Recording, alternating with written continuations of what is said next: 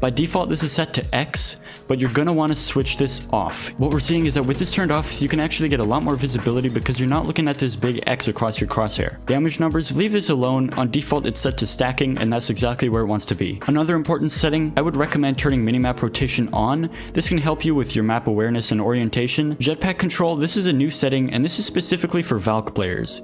If you're playing on controller, I definitely recommend using toggle, but if you're playing on mouse and keyboard, you should definitely use hold. Incoming damage feedback is actually the way that it shows you where you're being shot from. So with this setting set to 2D, this is what taking damage looks like. You can see it's creating a spherical outline across the center of my screen showing me where I'm being shot from. But if we set this to 3D, we can notice that this has been changed to a smaller arrow pointing directly towards the enemy. It'll even show us a range indicator that'll help us to determine where we're being shot from a lot easier. So I highly recommend you use 3D for incoming damage feedback. Taking damage closes deathbox or crafting menu.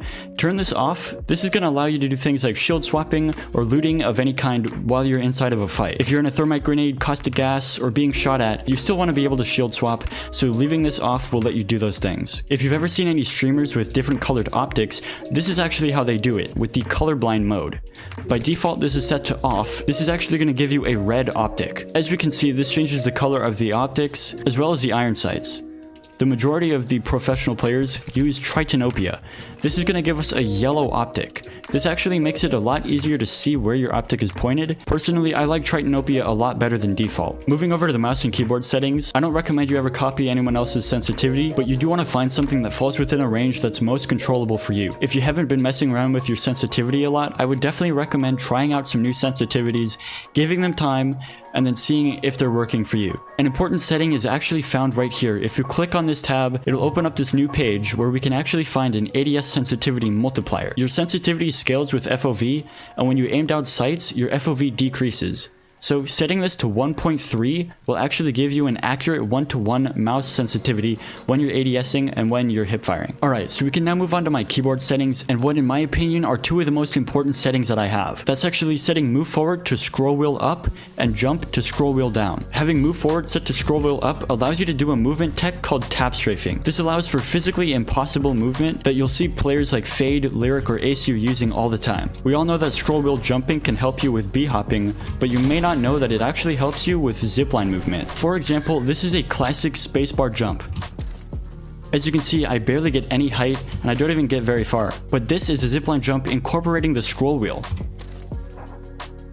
As you can see, I easily doubled my height and distance. If you've ever been amazed by Fade's zipline movement, this is how he does it. So I definitely recommend these two binds right here. Move forward set to scroll wheel up, and jump set to scroll wheel down. Moving over to controller, I still don't play controller, so I'm just going to jump straight over this category. Moving on to my video settings, you're going to want to make sure you're playing on full screen resolution. If you're playing on borderless window, this can lead to some issues with your monitor's refresh rate. For me, I play 1080p resolution, but if you're looking for a way to play stretch res, which a lot of pro players do, I'll leave a great tutorial linked down in the description. For my field of view, it says 110, but I actually play 120 FOV. This isn't a setting you can activate in-game, you actually have to go through a complicated process to activate it within the game files. Again, I'll leave a fantastic tutorial to this setup in the description down below. Demonstrating the difference here, this is 110 FOV, and this is 120 FOV. Make sure you set sprint view shake to minimal.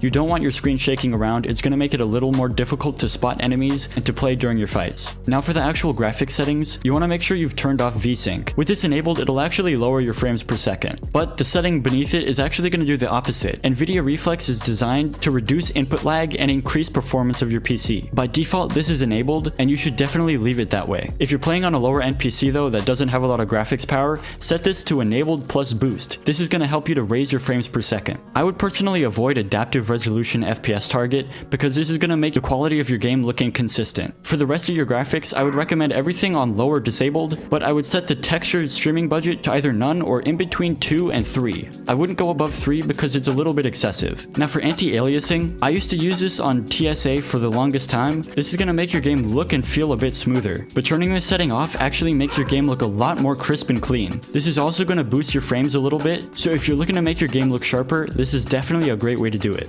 And the last tab is actually the audio tab, and the only important setting here is sound and background. If you ever alt tab to look at YouTube or Twitch, you want to make sure you can still hear the game in the background, so you know if you get into a match or whatever's happening in the game. So there we have it. Those are all of my